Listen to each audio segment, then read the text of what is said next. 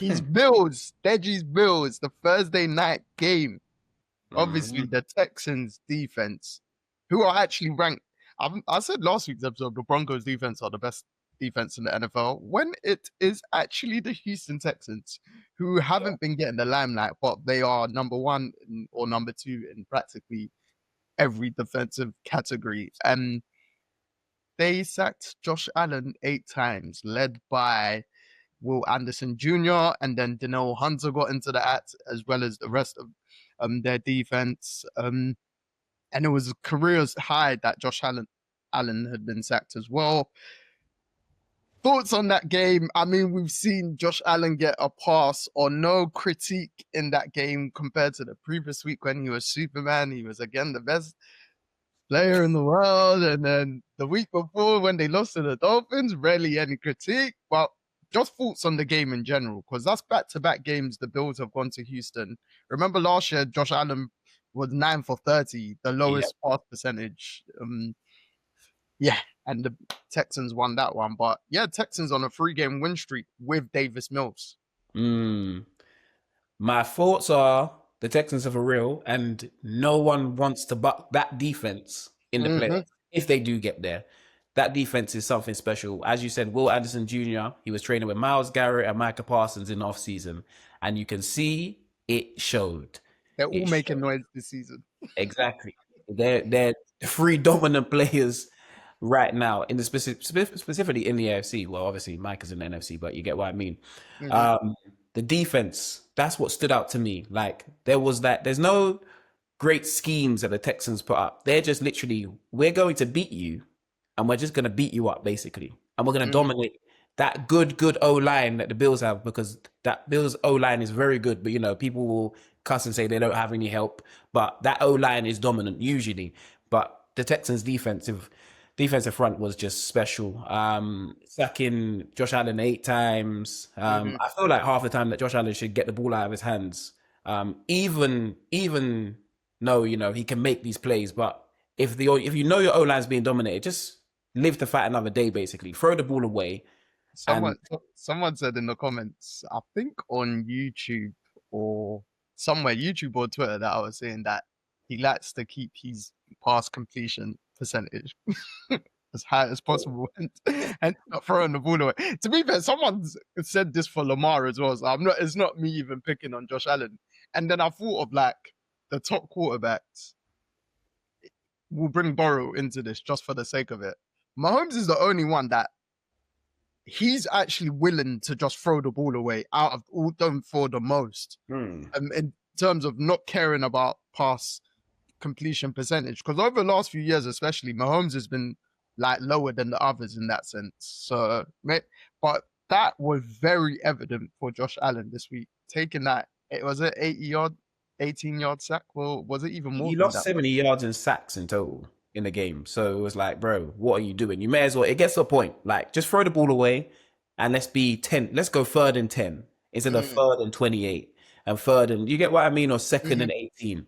It made sense to kind of throw the ball away. Granted, great. Okay, we hear every week you don't have receivers, you don't have the help. But when you win, there's no talk on you don't have receivers, you don't have any help. That's my only thing with it is like, you are paid how much you're paid. I don't even know how much Josh Allen's paid, like 55, probably 60 mil a year, close to. Yeah. You can't now be, it's similar with the Bengals. The money is all on one side of, the money's all in one place. mm-hmm. What do you want them to do? What do you want your team to do? Invest in what? What receiver can you get? What main receiver can you get? You had Keon Coleman there. The coach benched him. He's meant to be your new number one. It's just, I don't know, man. I don't know. The Bills are an interesting team. I don't really understand them right now. Obviously, before the season we looked at their schedule and said, "Oh, this should be the easiest path to the 1 seed we've ever seen." Now we're Mm-hmm. looking at a team that is 7-4, Mm-hmm. and really, week to week, we don't know what they're going to do. So everyone's now saying, "Oh, the Bills might not make the playoffs." Before it was the Bills are Super Bowl favorites. The Bills are Josh Allen's the best player in the world. Now it's the Bills that might not make the playoffs. So I don't know. I don't know for the Bills, but the Texans are the real deal. And D'Amico Ryan's has got that defense playing a strong brand of football right now. I completely agree with everything you've just said. A thing that I was confused with the Bills is why didn't they give James Cook the ball even more? Because obviously he had the big run, which Mm. kind of enhanced these stats, but he had like, if I'm not mistaken, 17 carries for 116 yards or around that figure. That's nearly 7 yards on average. Like, Why go away and from? he was, bar the big touchdown, he was getting good yardage anyway, like 3 to 5 yards. I was just like, just give him an extra, maybe 5 carries. I don't know, innit? You get me? Like, obviously the D line completely dominated the O line, but the run game early in the game was actually quite good for the Bills. So I was quite surprised. Like, they, even though Allen didn't throw a crazy amount, they left it in his hands even more in that sense. So yeah, I don't know. And this was one of the rare games that Cook had over 100 yards and they actually lost. But But the you know fact why? that they were still, huh?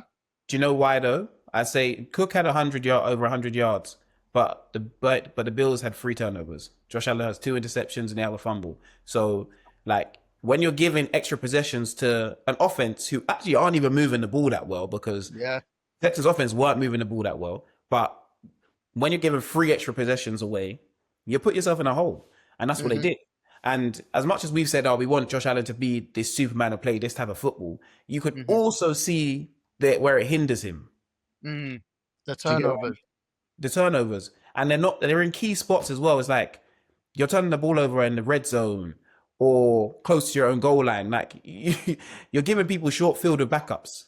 You're making life easier for them. So that's my only thing with the Bills. I don't know what they're looking to do, but they're now looking like they're gonna be in the wild card, Mm-hmm. and Especially with the way New England are playing. and we both know that the Bills on the road in the playoffs don't win. Yeah. Just gonna go through the Bills' remaining schedule. Um, the Steelers, the Bengals. So Steelers away, if I'm not mistaken. Patriot, Bengals at home, Patriots away, Browns away, Eagles at home, and then they finish off with the Jets at home. So like the back end is not that easy anymore, especially with Joe Burrow going to be back. Mm. Um, and then we know the Steelers defense, they can turn it on when they want to. Yep. Like they haven't been great, but they can. Obviously, Patriots, that game, Patriots might be favorite because the game's in New England. We've seen what the Browns defense have been doing all season, regardless of their record and their historic player, Myles Garrett. And then you're facing the defending champs, Eagles. Eagles know how to beat the best teams. They'll lose city games, but they know how to beat their other teams, and they make it a hard, low-scoring game. Yeah. So again, now this Bills schedule, they should have had the best path out of the top teams to the 1 seed in the AFC. But yeah, I don't know with them now. Yeah, It's gonna be it's one of them interesting. years where it's looking like there's a possibility. I don't think it's going to happen, but there's a possibility Same. we could have no Lamar, no Patrick, no Josh Allen. Burrow's already gone, so there's a Bro, possibility we could have none of them. during the 6 o'clock game yesterday, I was thinking, like, both when the Chiefs and the Ravens were losing, I was like, imagine we have none of them.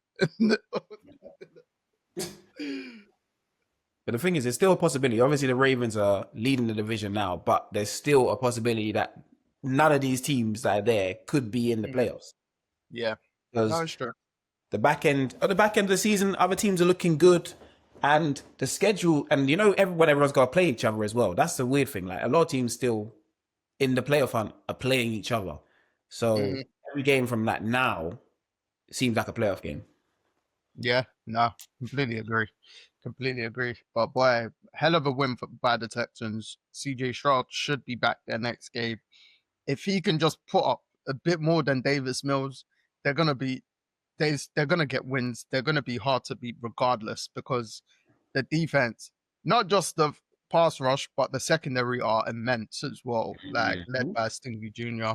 I forgot the other cornerback as well, who's just been brilliant. But like, yeah, they're a team you don't want to face. If they sneak into the playoffs, yeah, it's long. It's long. Even on Will Anderson Jr. Before we move on, it was saying he's previously said his favorite thing is actually pass rushing on the running back rather than the quarterback. They were saying it during the game, and I was like, bro, the guy's he's a menace, and I think he's up to get paid this summer, so he might Yeah. reset the market as well. Boy, if he'd be so 40. What's Micah Parsons? 45?